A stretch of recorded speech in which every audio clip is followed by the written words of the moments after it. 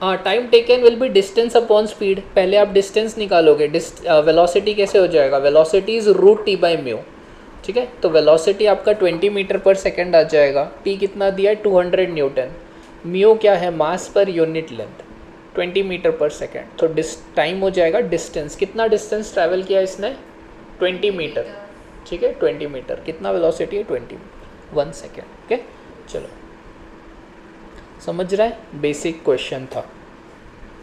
Next, ठीक है, इसको एक बार देखते हैं। A uniform rope of mass m and length l hangs from a ceiling. This rope is under tension due to its own weight. ठीक है, ये जो रोप है इट्स ओन वेट। तो अब टेंशन कहाँ ज़्यादा होता है, नीचे की ऊपर, ऊपर। ठीक है, अब टेंशन हर एक पॉइंट पे अलग अलग है, सो स्पीड भी अलग अलग होगी हर एक पॉइंट पे। सो वो कैसे निकालेंगे, अब टेंशन कैसे निकालेंगे, मास एम जी, ए डिफ्रेंसिएशन नहीं, ये रोप में टेंशन कैसे निकालेंगे, as a function of x. जैसे जैसे एक्स बढ़ेगा टेंशन भी बढ़ेगा, है ना। टेंशन कैसे निकालते हैं,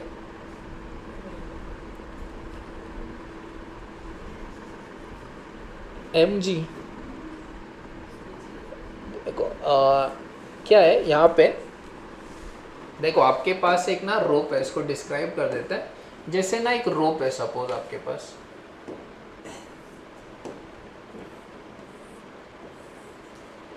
आपको इस पॉइंट पे टेंशन चाहिए at a distance of x, इस पॉइंट पे टेंशन चाहिए। ठीक है, तो पूरी रॉड इक्विलिब्रियम में, तो हम इस सिस्टम का फ्री बॉडी डायग्राम बनाते हैं।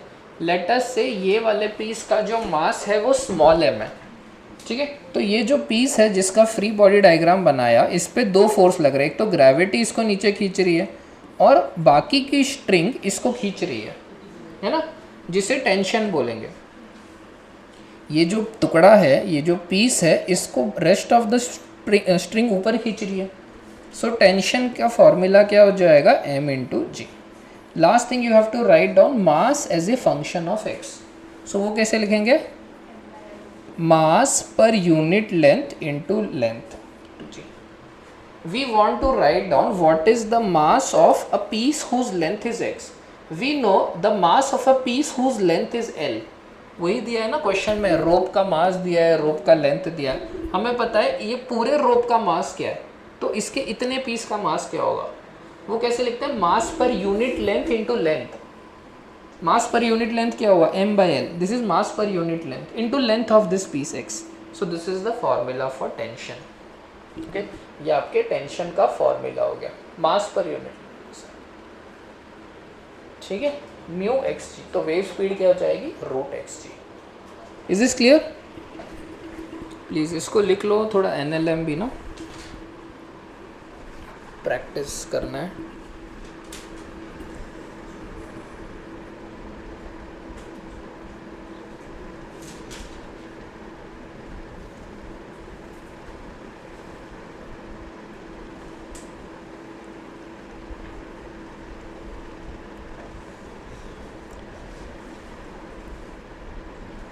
सो रूट टी बाई म्यू, तो यहाँ पे एक क्वेश्चन था टेंशन निकालने का at the end of the day.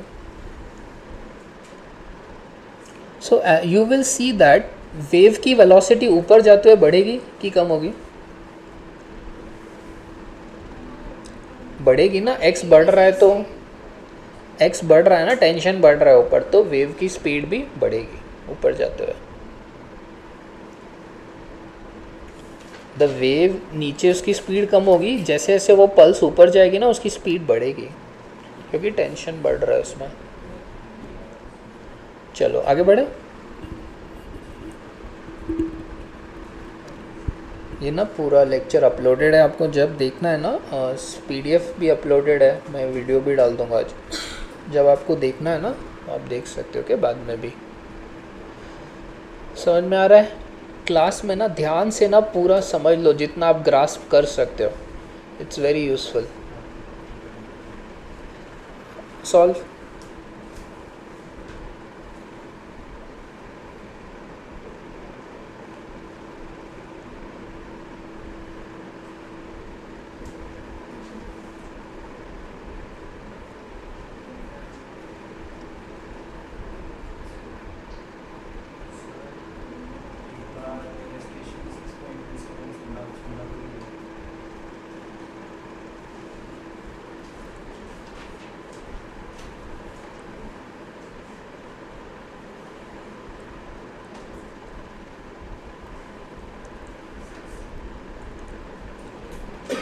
या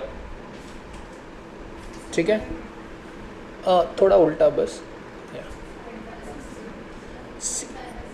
वेलोसिटीज़ के ratio is root T by mu के रेशियो, म्यू सेम है, सो टेंशन के रेशियोज बेसिकली, सो टेंशन के ratio is square of them 25/16।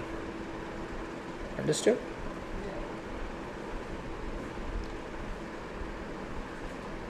Okay, समझा? नेक्स्ट इस ये थोड़े से ना सिमिलर क्वेश्चन हो गए।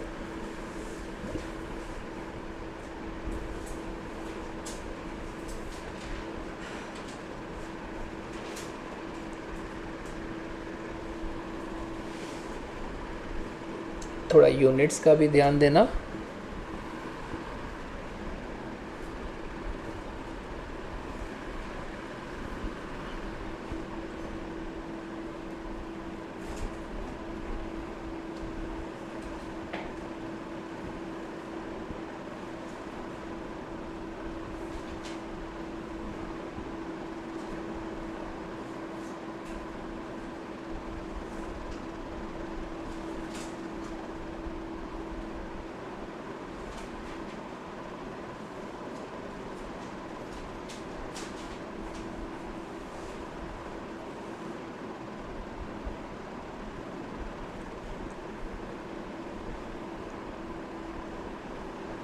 कैसे करेंगे?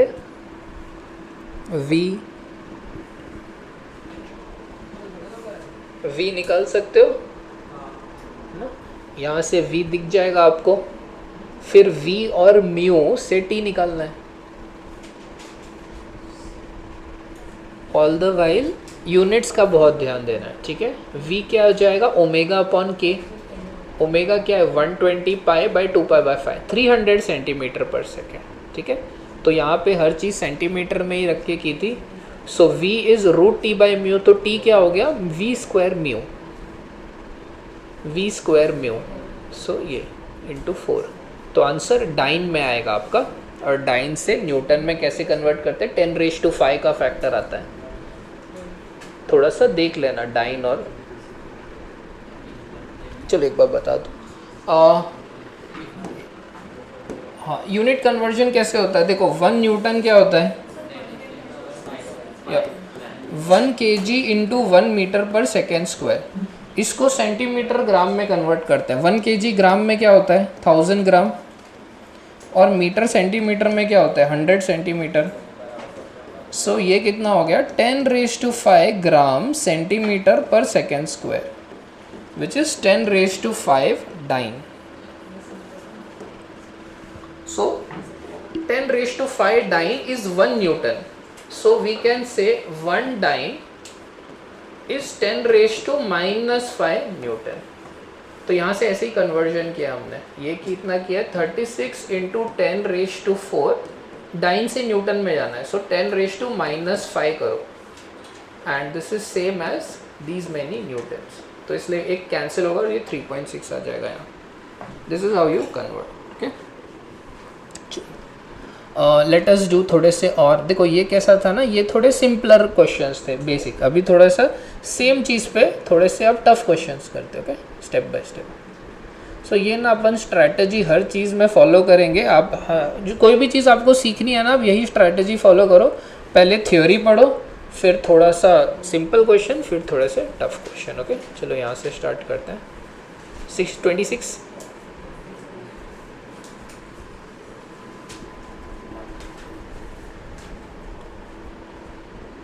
6.26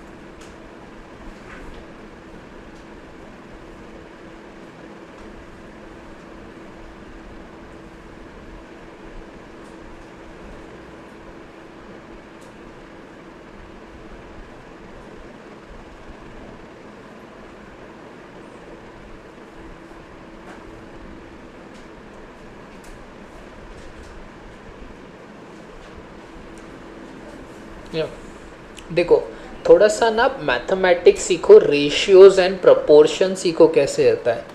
waves travel with speed, this speed v1 v2, तो रेशियो लेना सीखो। ओके क्वेश्चन में आपको ना t2 निकालने बोला है, so see how we take the ratio. Mu cancel हो जाता है रेशियो लेने पे, so v2 upon v1 is root t2 upon t1, so t2 is v2 upon v1 square to t1। समझे रेशियो? आर्या एंथुजियाज्म?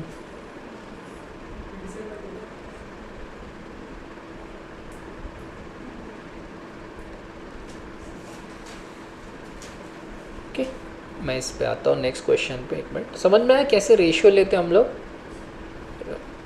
ठीक है, ये छोटा सा ही पार्ट है। एक सेकेंड ना,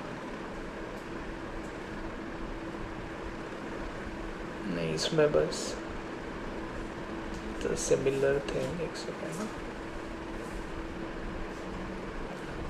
दिस डन। एक आखिरी क्वेश्चन है वे स्पीड पे, इट इज़ दिस क्वेश्चन। ठीक है, यहाँ ना थोड़ा इंटीग्रेशन आएगा आपका। सो क्वेश्चन पढ़ो पहले। A rope of total mass m and length l is suspended vertically. Find the time taken by a transverse pulse to travel the length of the rope. देखो इसका मीनिंग देखते हैं।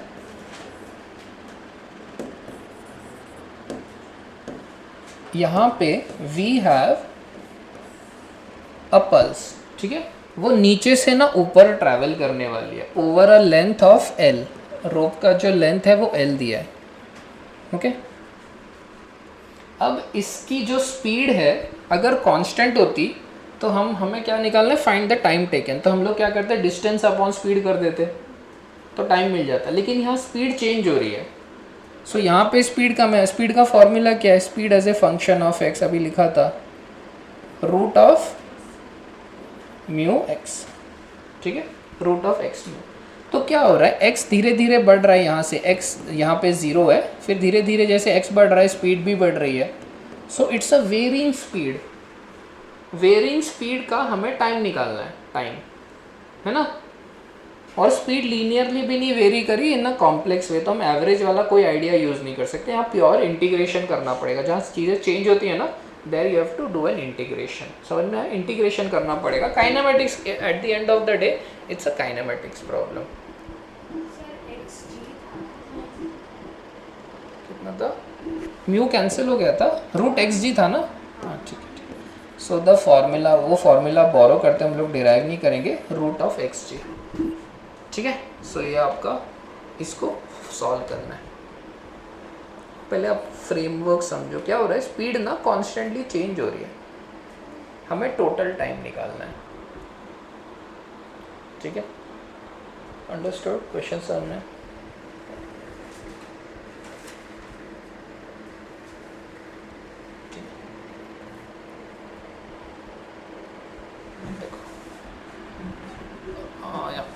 देखो इंटीग्रेशन की ना प्रॉब्लम्स को हम लोग कैसे फॉर्मुलेट करते हैं। हमें फाइंड करना है कि ना कितना टाइम लगा ये पार्टिकल को ट्रैवल करने के लिए। तो इसको मैथमेटिकली भी मैं डिस्क्राइब कर सकता हूँ। मैथमेटिकली जैसे एकदम मैथमेटिकली अगर आपको अप्रोच करना है, ये वेलोसिटी का फॉर्मूला है। वेलोसिटी क्या होता है? dx/dt है ना। सो ये dx/dt हो गया आपका। dx/dt is root gx। ठीक है, इसे बोलते हैं differential equation, an equation involving derivative, that's all. इसको सॉल्व कैसे करते हैं? इसमें ना आप क्या करो, x के ना सारे टाइप के टर्म्स एक साइड लेके जाओ और t के सारे टाइम्स एक साइड लेके जाओ, ऐसा। x के सब एक साइड, इसके उसके बाद then you integrate both sides, फिर इंटीग्रेट कर दो। dt का इंटीग्रेशन करोगे तो क्या मिलेगा? t मिल जाएगा, टाइम टेकन। dt को इंटीग्रेट करके मिल जाएगा टोटल टाइम कितना लगा, ये हमें चाहिए। यहाँ हम लोग इंटीग्रेट जब करेंगे, रूट जी को बाहर लेते हैं, 1/√x का इंटीग्रेशन करना है। तो यहाँ आपका बेसिक फार्मूला होगा the integration of x raise to n dx का formula, which is x raise to n+1 upon n+1। ठीक है, बेसिक इंटीग्रेशन का फार्मूला है।